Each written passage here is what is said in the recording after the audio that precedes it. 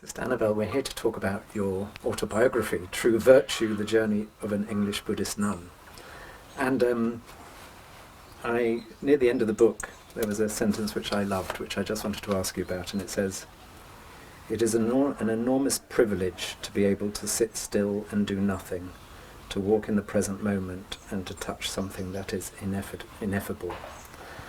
And I just want to ask, we're living in a time where everyone is incredibly busy, everyone wants to achieve, do projects, make their mark in the world, and yet you talk about the importance, the joy of sitting still and doing nothing. Can you just tell us a little bit about what you mean by that and why it's so important?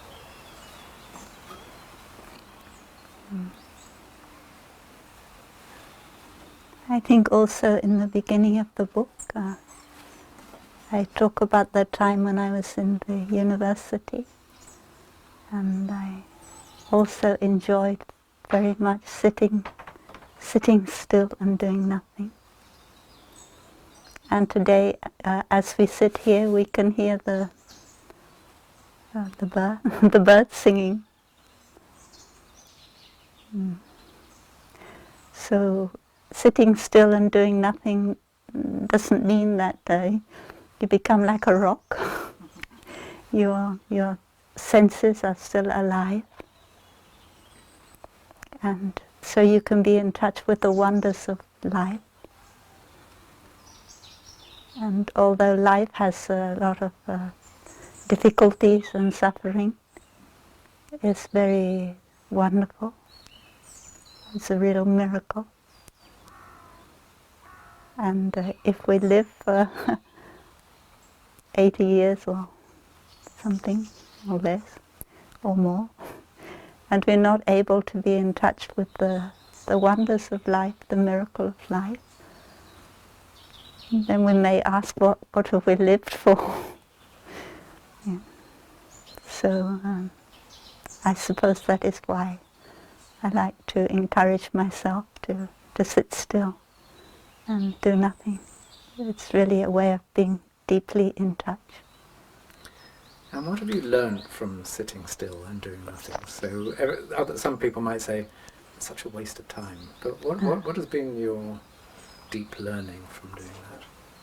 Well, I think I've learned that life is a miracle. It's wonderful to be alive. We have a meditation, it's breathing in, I know I'm alive, and breathing out, I smile to life. A kind of depression which sees things as being meaningless. And losing our way in the world. These kind of things can be cured by being able to see that it's a miracle to be alive. And what is the role of a monastic? So when everyone else is being so busy in their life and you are being still, what is your gift that you can offer to those people who are not valuing that? Yeah. So I can't say that I'm always still, and as monks and nuns, we're not always still. We're also doing many things. And I think for a monk or a nun, it's the same as for a layperson. We need our moments of action, and we need our moments of stillness, and the two inter-are, the action and the stillness inter-are. And if we can carry our stillness into our action, so that although we're acting, there is still that taste of stillness is still there, then our action can be more beneficial. Yeah. And you, there's one bit in the book where you talk about the lesson you learned from Thay, when he showed you his printing machine, and you said there were 3 speeds: fast, medium, and slow. And that you learned that day about that Thay always had it on the slow setting, because actually then you could see each sheet that came out, and how you learned about something about, I think, the pace of life, and how sometimes you can get more done by going slow than if you're going fast.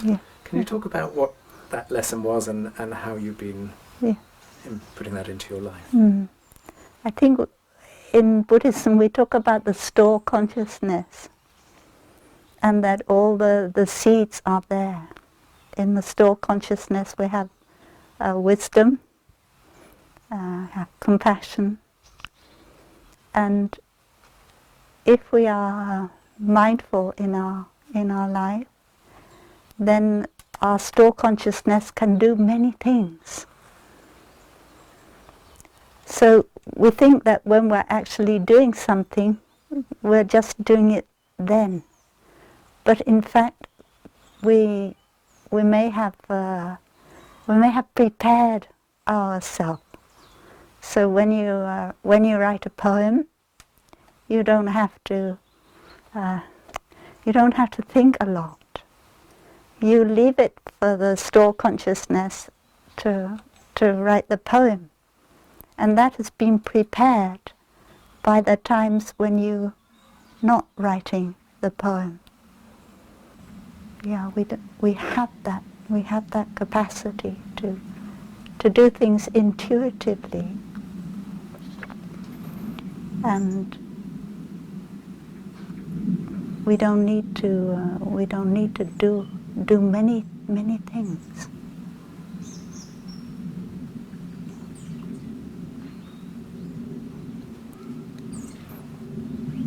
Time is like a bit of a construct of our mind, and in the world they say that time is money.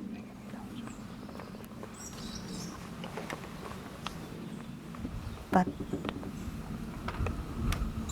sometimes we can do something very efficiently and very quickly, because the conditions and the causes and condition and the right seeds have been watered in our store consciousness. So we don't have to take a long time. If we try and do something and the causes and conditions aren't quite right, we may have to struggle a lot. So I think that Thay is find the right time to do things. Like in that example, I say first the Thay makes tea, and then Thay does walking meditation until the causes and conditions Thay intuitively feels are right, and then Thay will do the task that Thay wants to do. And how do you feel about the fact that so many people leading such busy lives, filling every moment with distractions? What do you think the impact of that collectively is on the world and on the planet?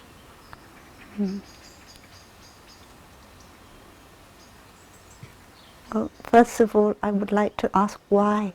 Why do we need to be so busy the whole time? And why is it not possible to sit still and do nothing?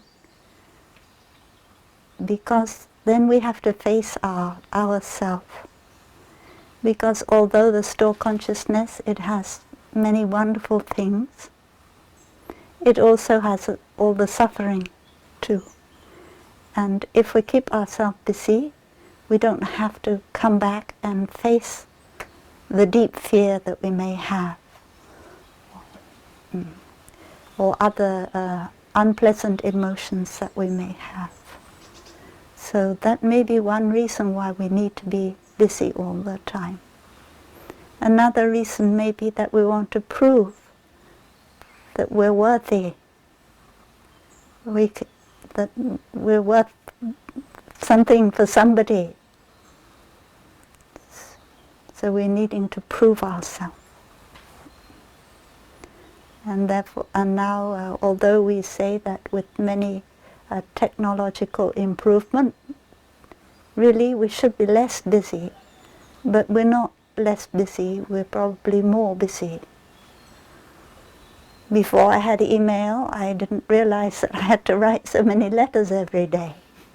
And now we have email, then it's made, in a way, it's made more work, it hasn't made less work, because it's quicker, but because it's quicker, there's more of it. So while we're making our technological improvements so that we can have faster communication. We could also be doing quite a lot of damage to ourselves. The different waves or rays or emissions from many of our electronic equipment. It could be people are discovering that it upsets quite a lot our biofield, the field of energy in our body and our mind. So we're keen to go on making things faster, but we may be hurting ourselves at the same time. Yeah, so we need to stop running. And what's your fear if we don't stop, but continue, and we know that technology and other things are exponentially growing, and therefore we're going through this radical transformation still. What's your fear of what might happen if people don't just wake up?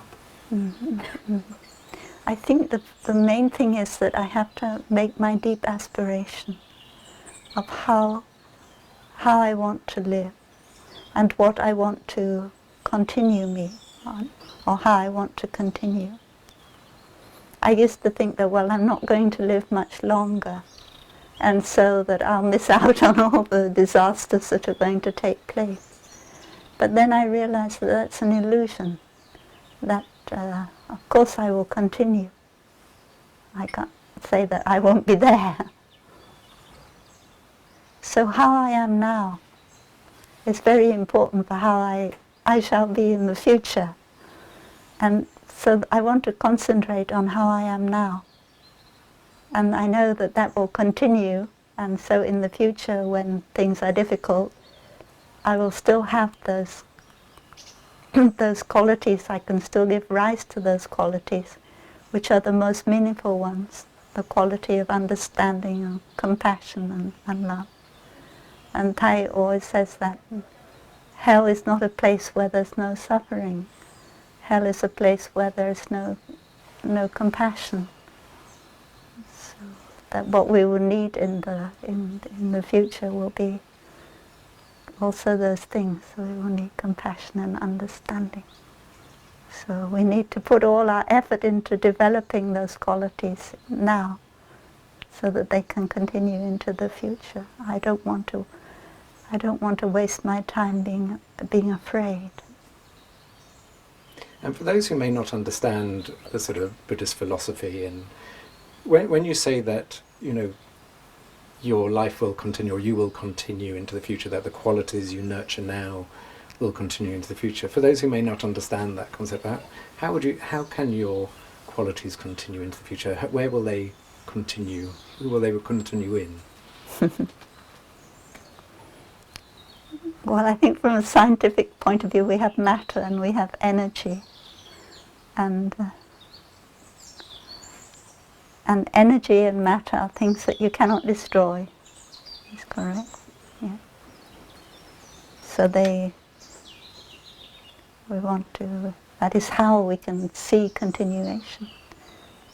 Lavoisier, he say that rien ne se perd, rien ne se crée, or the other way around. Tout se transforme. Nothing is lost, nothing is created, everything is in a process of transformation. Mm-hmm.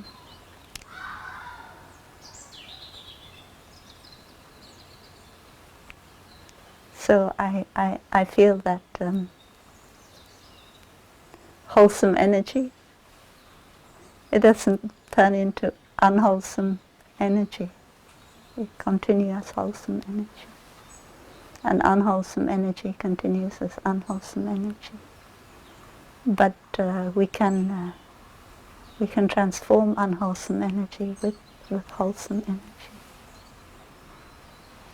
One of the things in the book, I think you talked about how Thay just accepted you as you are, and how important that was to you. And then you talk about your life as a nun and how the Vietnamese sisters, even though very different culturally, how they accepted you as you are. And I'm just wondering if you can just talk a little about what it means to be accepted as you are, as opposed to an expectation of you being someone else. How important was that for you? Has that been for you, and is for you, and what difference has that made? Yeah. So I think the first thing is that I have to accept myself. Because you can have all kinds of perceptions about whether other people accept you or not. And if you don't accept yourself, you may believe that other people don't accept you. However, it's also important to feel the energy of acceptance from those who are around you. And Thay has always taught us that the first thing, however difficult somebody may be, your loved one, your son or your daughter, or to accept that person as they are. For instance, if you have a son or a daughter who's taking drugs, and the first thing you may feel inclined is to tell them that they shouldn't be doing that. And if they keep on doing that, you can't accept them as your son or your daughter. But I would say the first thing is, I accept you as you are. And with that feeling of acceptance, you can try and find ways to help the person to transform. It doesn't mean to say that you want the person to continue in a negative way. But first you accept them as they are, that negative thing, and then you find ways to help them to transform it out of the acceptance. So how important has it been for you just to feel accepted? What has it allowed you to be that otherwise might not have happened? Yeah. So to start with, I think that it's helped me to see that this isn't something that's being imposed on me from without. This is something that I see for myself, that maybe this is not the direction that I want to go in. And then I can become wholeheartedly and go in the direction that I want to go in. If I feel somebody else is telling me I have to do that, and I may not be so wholehearted. So somehow we have to see for ourselves where we really want to go, make our aspiration and go 100% in that direction. You've been a nun for over 30 years now. So there are a lot of people who are new to Buddhism, or who, even if they've been in Buddhism, been meditating for 20 minutes a day for 5 years, I mean, you've been soaking up the Dharma for more than 30 years. So I'm just really interested in how you would describe the fruits of your practice. So after 30 plus years, what are the essential, what's the essential wisdom you've collected for yourself that you can talk about? I think the metaphor of soaking up has been used many times. It's been used by the Zen master of the 9th century, Shan. He said that practicing the Dharma, you walk in the mist, and then you find that your clothes are all wet, although it's not raining. That you soaked up all the. So being with the good spiritual friends, that is with the Sangha, you soak up things. Yeah. So you're asking me what are my wet clothes, so what form do my wet clothes take?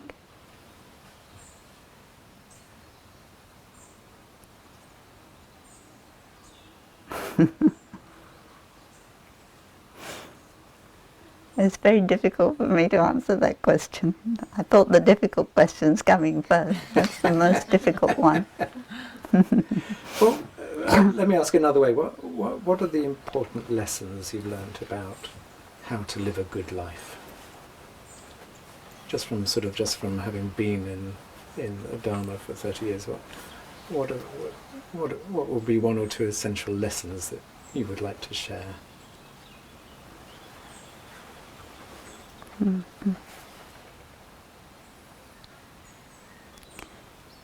Well, we talk about non-self quite a lot in Buddhism, and impermanence. We have the three Dharma seals, the mark of the Buddhist teachings, are impermanence, non-self, and nirvana. And the deep practice of impermanence and non-self is already nirvana. So I think that living in a community, we have a chance to recognize that we're not a separate self. And maybe that is the greatest relief, to be able to let go of being a separate self. And just to be a cell in the Sangha body.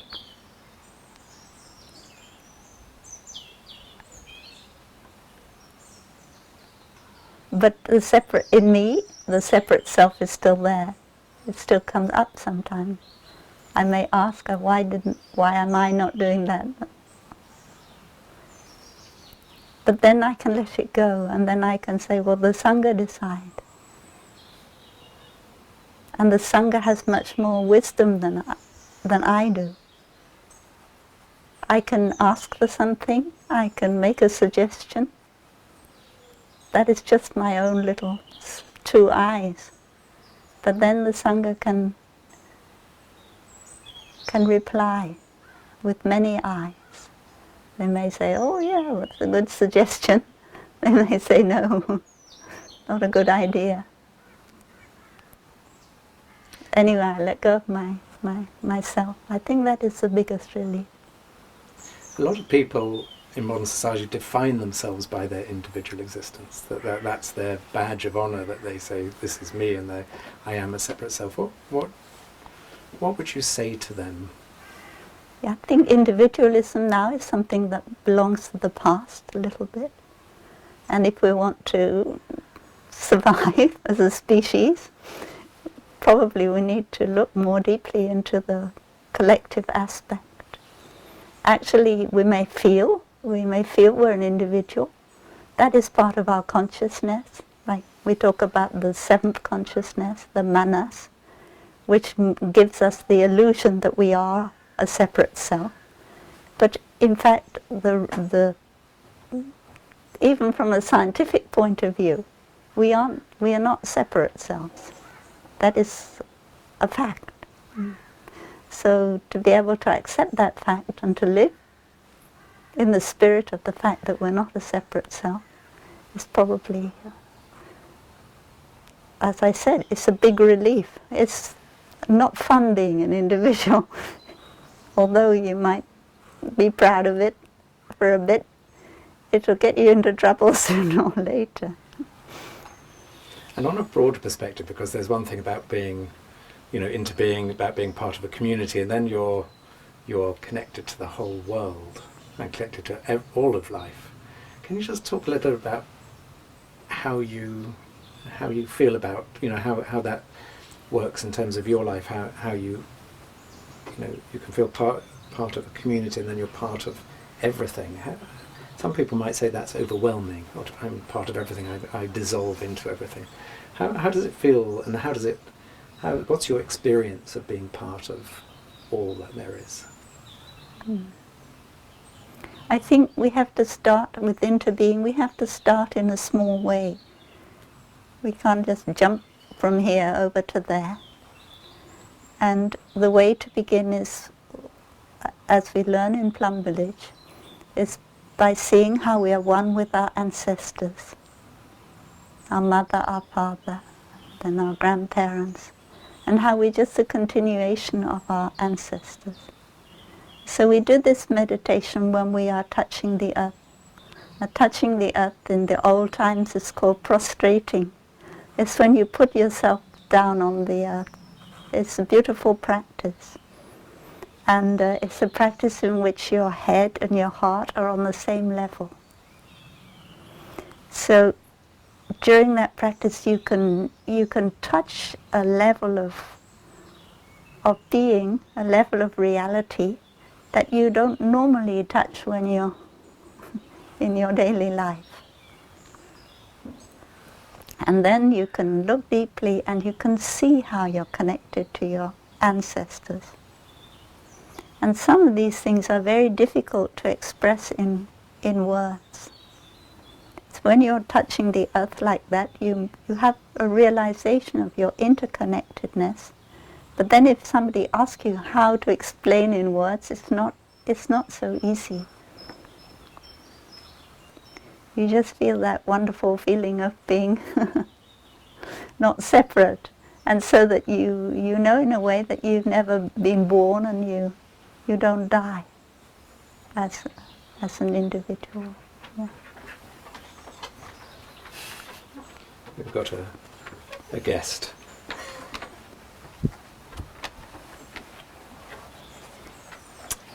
Well, one of the core purposes of Buddhism is the relief of suffering.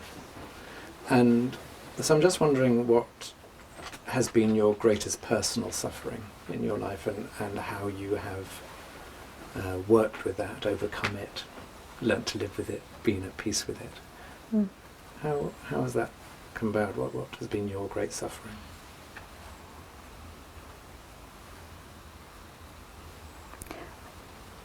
Personally, I don't think I've had that much great suffering. I haven't had to live through war.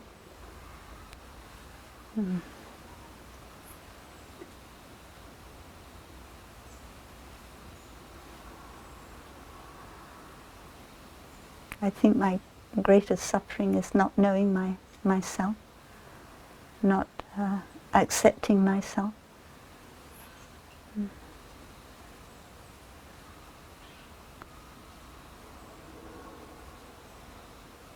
And quite a lot of my suffering I see as my parents' suffering, which I inherited.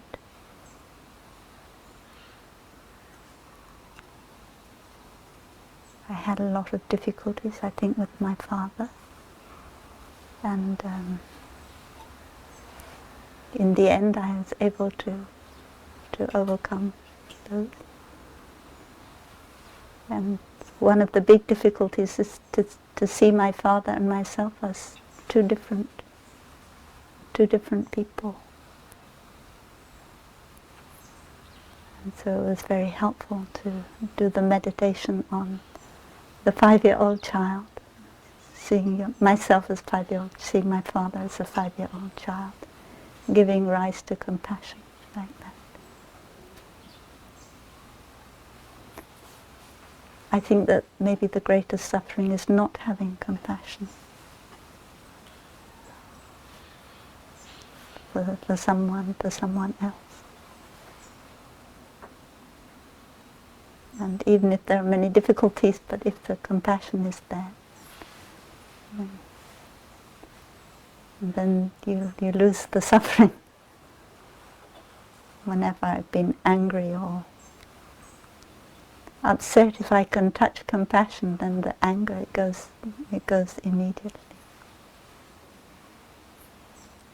And just wondering, in terms of the deepening of practice, so I know some people think, if only I work at this problem hard enough, then I'll never have to deal with it again. But often we find issues never quite go away, they keep coming back and coming back. Yeah. And I'm just wondering sort of where you are now, and as you look forward in your life, what is your hope for yourself about how you want to use your remaining years in good health to make a difference, and to yourself and also to the world? How do you see that ripening, continuing in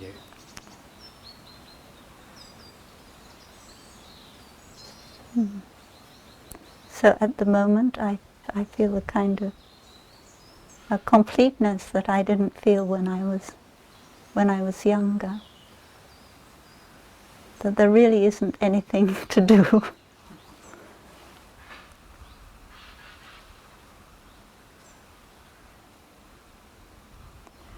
Thay wrote a poem, he said, things that we have, we want to for thousands of years. Cái công trình 1.000 năm cái gì. The work of 1,000 years. Ngàn đời đã hoàn tất. Hoàn tất. Yeah. Công trình em ơi đã hoàn tất. Then we see that it's already been completed. Yeah, the work of 1,000 years.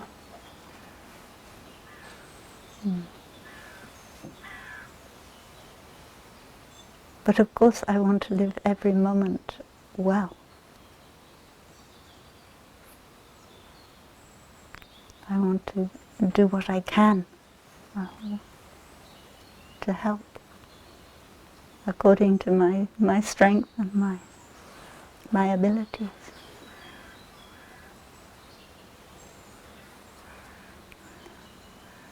And I leave it to the world to ask me what it wants, and then I will do my best to respond.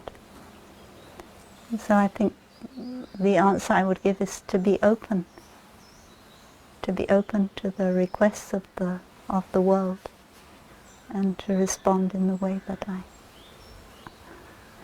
I can. I'd like to just talk a bit about Thay, and just having been so close to him for so long, how would you describe him? In terms of, I know that's a very general question, but in terms of his sort of finest self, how would you describe him for lots of people who will not have met him? Well, I think in all the books have a very good description of Thay, what he is, what he's done. Yeah.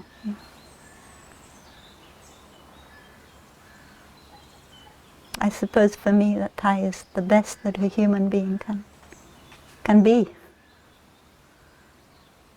And that may not always be perfect, but I don't expect a human being to be perfect.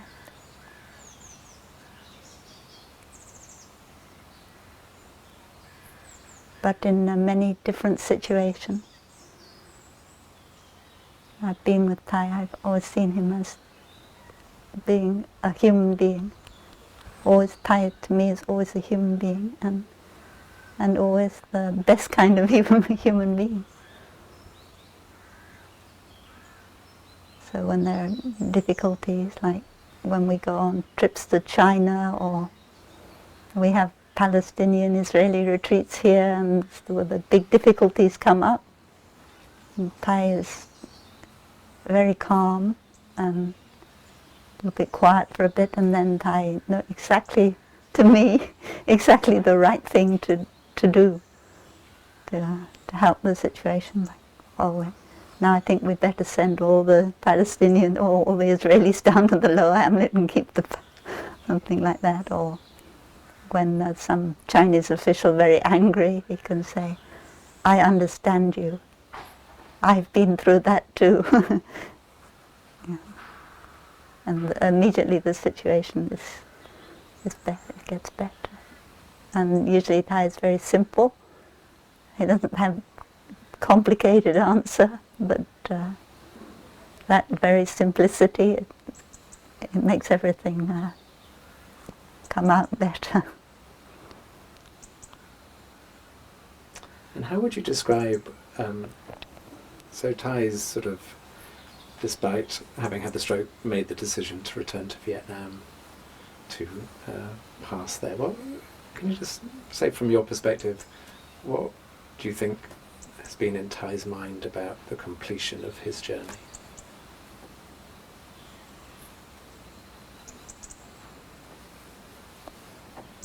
I think very often it's good to go back to our roots, maybe where we have the most happiness and inspiration to nourish us.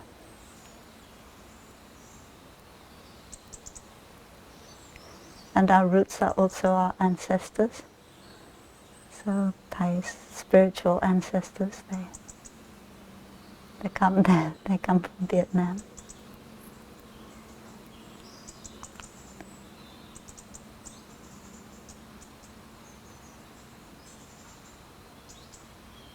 Thay always wanted his teachings to be able to help his people.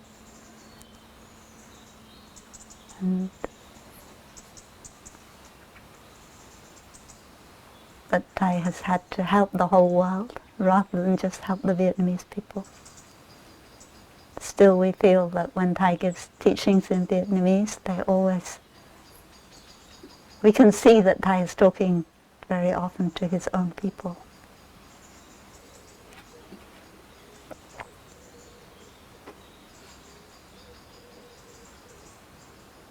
And I think by Thay going back to Vietnam, it helps us in the West to be able to see that Vietnam has a great spiritual potential, which is communism is maybe trying to stand in the way of. And I want to help that spiritual potential to strengthen and to reinforce it. And the presence of Thay is very important.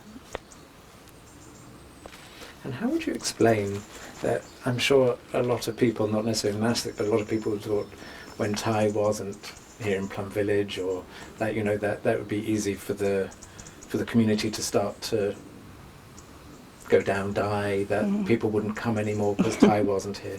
But actually, Thay's absence has also led to this resurgence. There's more people than ever coming on retreats, there are more people than ever getting involved. What do you think it is about Thay's legacy that, despite the fact of his absence, things are flourishing better than ever? How would you explain that? Yeah. Thay always say that don't wait until I die for me to continue. I don't wait until I die to continue. I'm already continuing in my disciples, in my students. So I think Thay is in each one of us. Thay is in the trees. Thay is here. And many people, when they come back for the summer opening, they say they still feel the presence of Thay. So Thay has gone out, he's continued in Plum Village already, so he's still here. And also there's a real need for Thay's teachings. The need becomes greater every year. So people feel that need and they become drawn to coming here. But as monks and nuns, we were very surprised too when so many people, we also thought that less people would come, and more people came.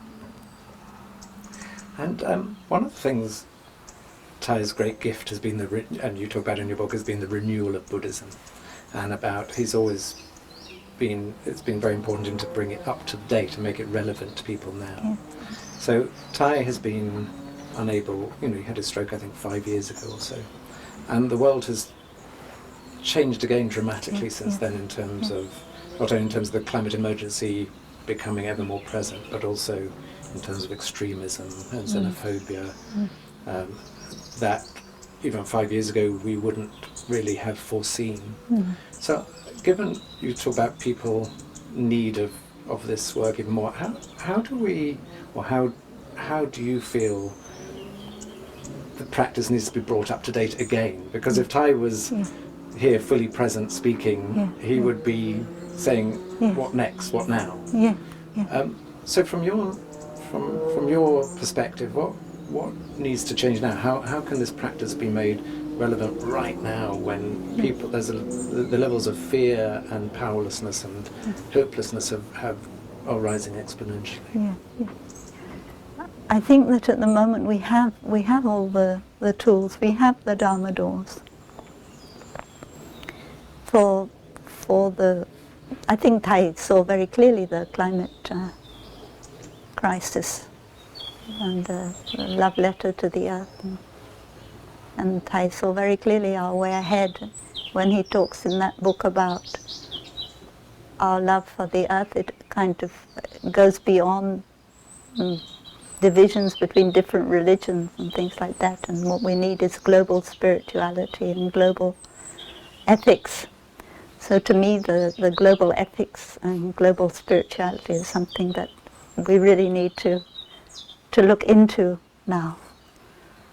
Because Thay has started that, and Thay used to say that whenever Thay touched the earth in the one winter retreat, that Thay would always make the deep aspiration, Lord Buddha, may we bring the global ethic and global spirituality into the world.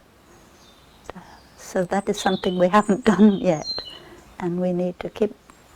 Thay has begun it with the 5 mindfulness trainings of 14, the book he wrote about global ethic, and we need to also go in that direction. It means working with other faiths to a certain extent. And there are other things too, which I think the Sangha has the eyes to see. And if we stop growing, then Thay always say, it's like a tree. If you see it doesn't put out new leaves and new twigs, then that tree is dead. So it's very important that we have to keep renewing and growing. And this is a concern of mine. And I rely on the Sangha to be able to do that, on our collective wisdom. And there's need the fourfold Sangha, because sometimes we may be, I myself, we may be a little bit out of touch in the monastery, so we really need lay people to keep reminding us about what is needed. You were at Greenham Common when to protest against the sort of American nuclear weapons being on British soil, and you were at one of the anti-fracking protests in the north of England much more recently. What's your sense of how to protest now? So, especially with relation to the climate emergency, the crisis is upon us. It's not in the future. It's not something that is just an idea. It's in the present, and people are feeling that. How should people, or what would your suggestion of how people respond to this? Yeah, I think we have to protest. I think we have to be there. We were in Bordeaux the other day, in some kind of march. And we have to protest. And with our mindfulness and with our love, we have to be there. And demonstrating means that you're with your breathing, with your steps, creating the energy of the positive energy the whole time, which help the other people who are there demonstrating. But also we have to be a little bit non-fear, because if we're just protesting out of our fear for our own personal future, then that is not the right kind of energy. So we need to recognize impermanence, and that if the human species cannot change itself, become a more mindful species, Homo conscious, then maybe it'll have to go into extinction, make room for something else. So the meditation on impermanence, the impermanence of our civilization, of our species, is also important, and the ability to recognize that. And then to recognize impermanence, it also means that you appreciate what you have. For instance, recognizing that maybe life won't be possible on Earth anymore. We have to recognize how wonderful life on Earth is now, and be in touch with all the wonders of life right now, because they are impermanent. You want to be in touch with the autumn leaves because they won't be there much longer. You want to really enjoy them. And enjoying our planet is something that we can still do. One of the, a lot of people now, and Thay was talking about it, as you said, years ago, about this could be the end of civilization, which is a very easy thing to say, but it would involve such extraordinary suffering. And I'm just wondering whether you've contemplated that, and how, and what's come up for you as if you have contemplated that we can say it in a sentence, but behind that would be probably the greatest suffering of humanity ever. Yeah. All I can do when I contemplate suffering is to contemplate the suffering that is happening now. For instance, we have tsunamis, or we have earthquakes, and that is a tremendous amount of people die.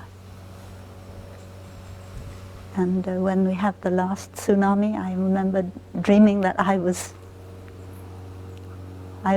swept away by the wave, and I also died. So when I think about the future, I think in terms of that. I think in terms of the suffering that we're already beginning to see. And of course that is a big motivation for us when we contemplate the suffering, to do the best we can in the present moment, and not to waste our time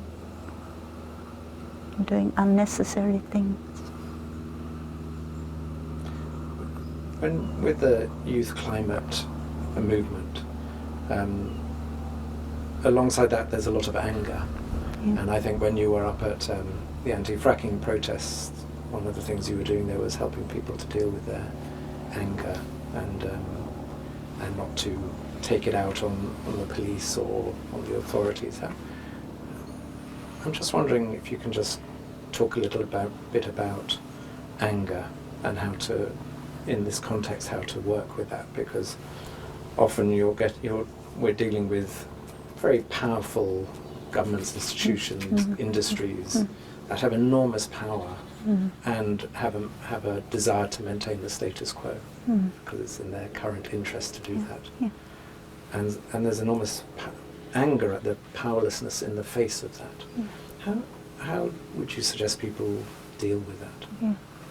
Sometimes we get angry with our governments, but we should also recognize that they're there because we're there.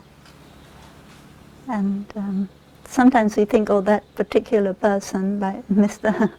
President, is can be the object of our anger because he said something that. But actually, he's there because of many other people and his advisors and so on. So what helps me when I feel angry with a particular government or a particular person in power is to see that they're there because other things are there. That it's not just them on their own, and that helps me not to feel so angry.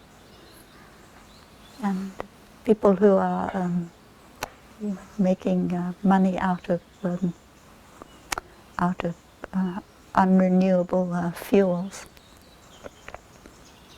because they find their happiness out of their success. Making money makes them happy, but it's not real happiness, and they miss out on the real happiness. So how can we help them to find happiness in other ways?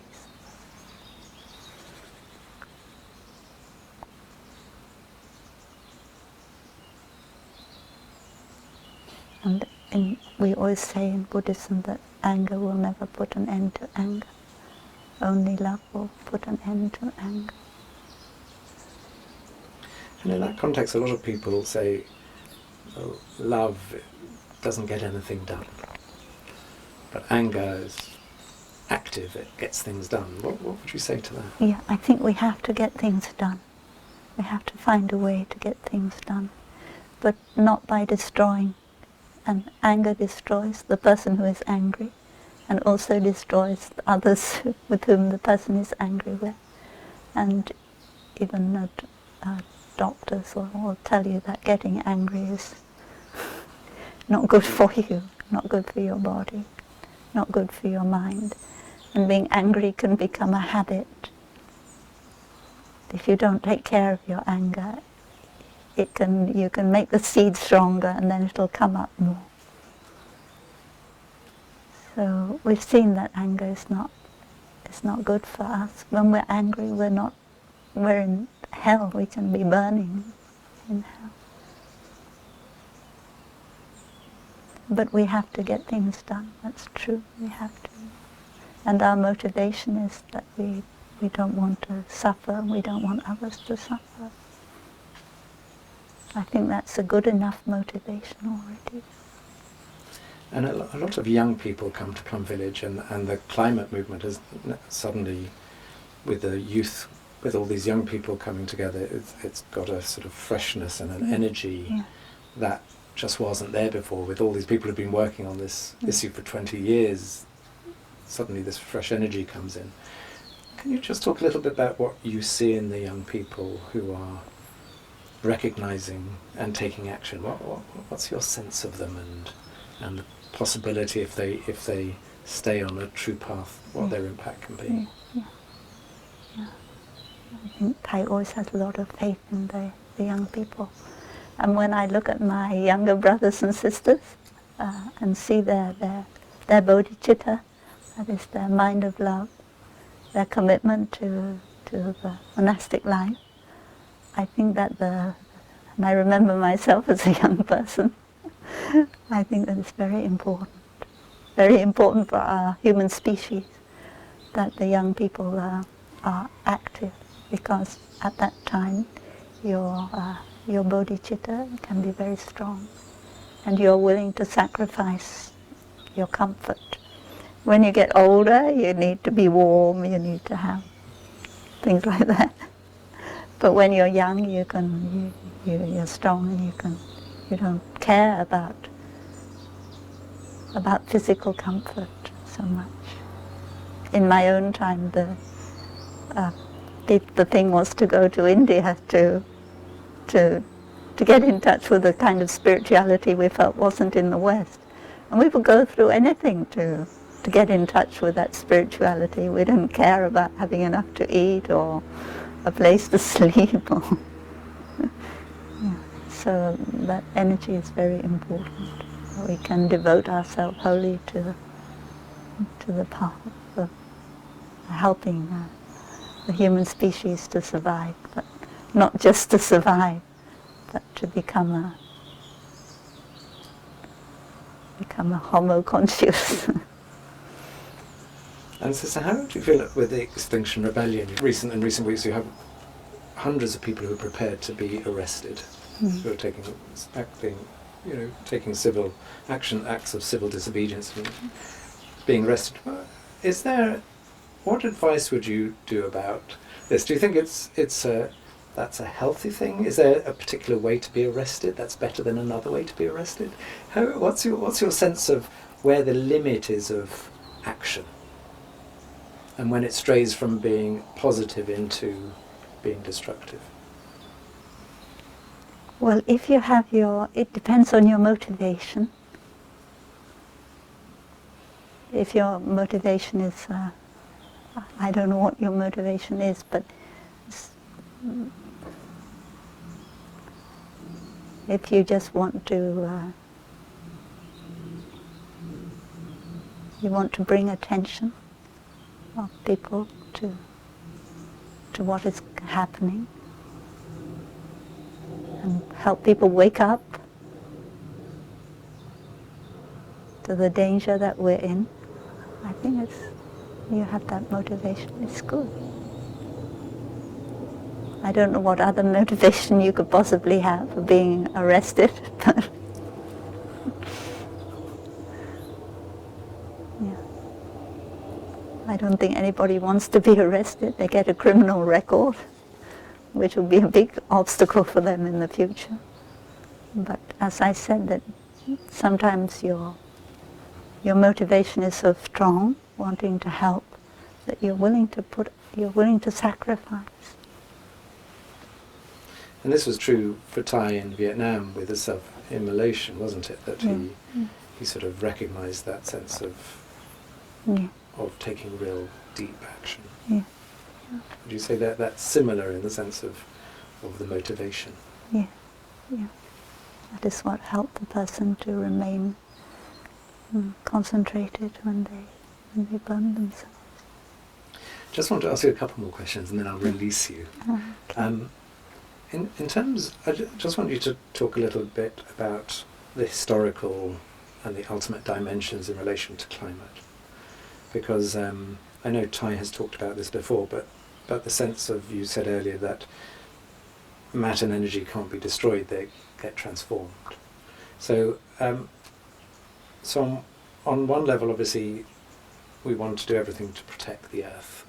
And on the ultimate dimension, does it matter if the earth continues in the way it is, or if something completely different transforms in the future? How do we work? How can you work with those two energies in relation to climate, the historical and the absolute and the ultimate? We always have to go deep into the historical in order to recognize the ultimate. It's not a matter of the two things being separate, that you're in the historical, but you want to jump into the ultimate, which is over there. You go deeply into the historical and then you touch the ultimate. So when you're doing your work on demonstrating or whatever, you're living deeply, and then while you're doing it, you touch the ultimate. But you don't say, "Oh, I've touched the ultimate now. I don't need to do any more demonstrating." Because the two things, they interact. You can't have one without the other. And how would you describe seeing the process unfolding from the ultimate dimension? So we know the historical dimension is in the here and now, we're seeing that. How can we view the ultimate in relation to what's happening and what might happen to the earth? It might take millions of years to rejuvenate, but how can we see what's happening from the ultimate dimension in relationship to the historical? I think the touching the ultimate dimension, touching the Pure Land, is something that we all have the capacity to do.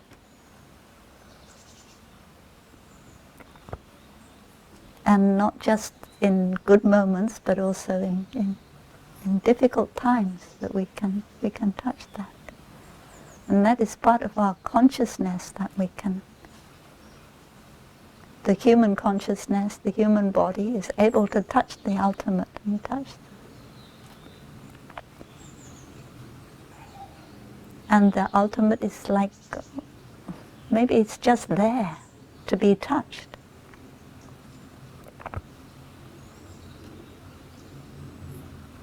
You can't talk about the ultimate existing or not existing, because it goes beyond concepts of being and non-being.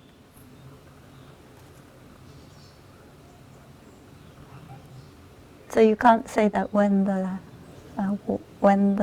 life on earth is destroyed, there won't be any ultimate anymore, but the ultimate is now. Just finally, in terms of mindfulness in the West, so Thay is often thought of the father of mindfulness in the West, and what you've experienced is going deep into the Dharma. And yet the capitalist system often takes things that are precious and then just manipulates and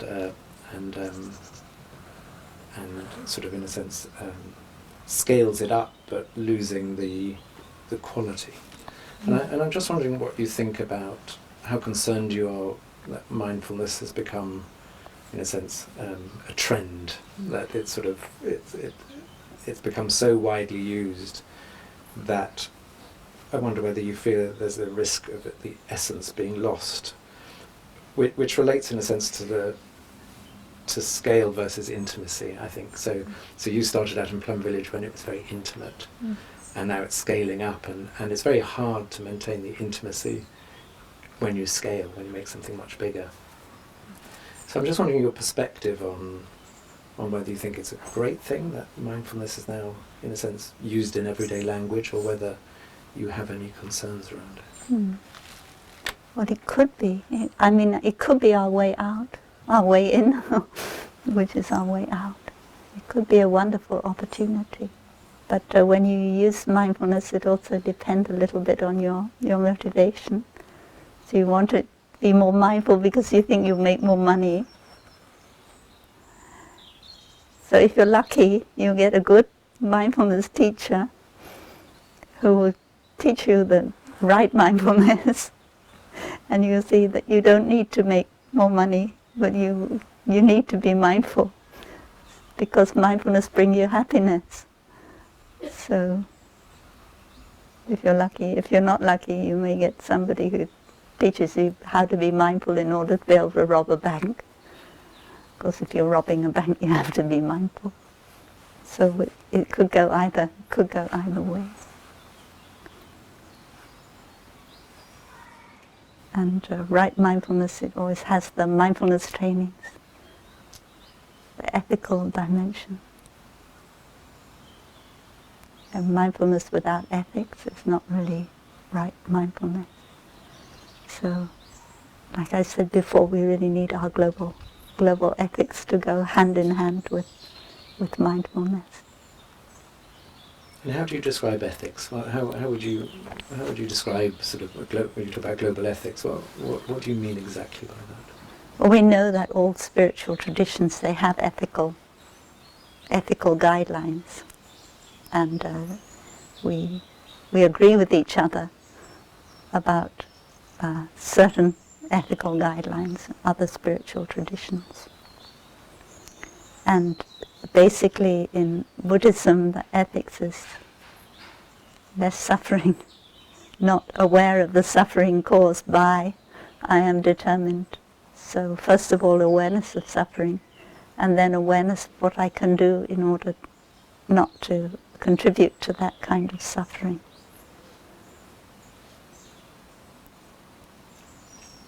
So in Buddhism, ethics cannot be a kind of deontological ethics or a divine command ethics and that kind of thing, because suffering manifests in so many different ways, and you can't know exactly in advance what you should always do in order always to avoid suffering. So ethics also have to be aware of the different causes and conditions that bring about the suffering, and be able to respond to each suffering as it arises, rather than have too many rules that you can never do this or you can never do that. Thank you so much. Thank you very much.